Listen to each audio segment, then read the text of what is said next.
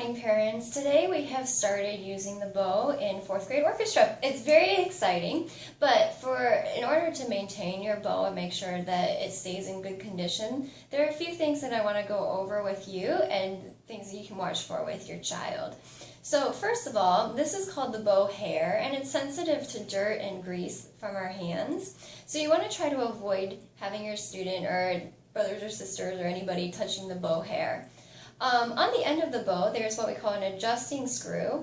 Every time before your child plays, they should turn that screw to the right a few times, enough so that between the stick and the hair, you could fit an adult-sized pinky finger.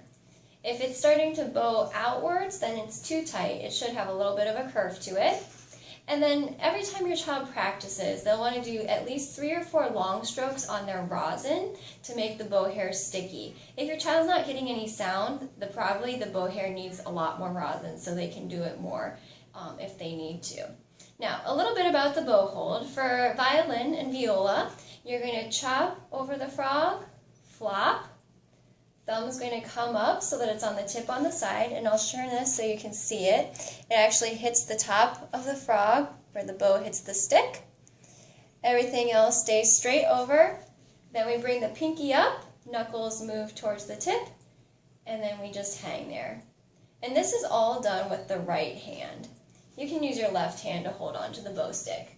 So again, that's a chop at the frog, flop, thumb comes up, pinky, knuckles are pointing towards the tip, and that's where we keep the bow. Another way to think about the bow hold is to make what we call the focus fox. So the thumb is bent out, touching the middle knuckles. The focus fox comes and he chomps right where the frog hits the stick. One ear falls asleep, the other ear gets stuck on top, and this is a good violin and viola bow hold. Now, for putting the bow on the string, this causes some children kind of a unique difficulty. It takes a lot of muscle coordination. So it may be a week or 2 before your child really feels good about putting the bow on the string, and that's okay. They just need to be patient and take their time with it. One way to help them is to take a toilet paper roll, put a rubber band on one side of it. Then you'll take the rubber band and slide it underneath the strings of the instrument and around over the top of the roll so that it makes a tube here.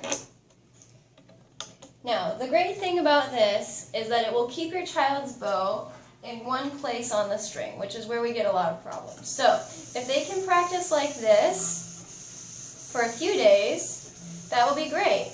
Make sure that they're checking their bow hand. Pinky is curved on top. The knuckles are pointed towards the tip. And thumb is curved on the side of the stick. That will definitely help as well. And just pulling back and forth. Don't worry about the bow hair in the paper tube. It'll be fine. Just back and forth. That's one technique.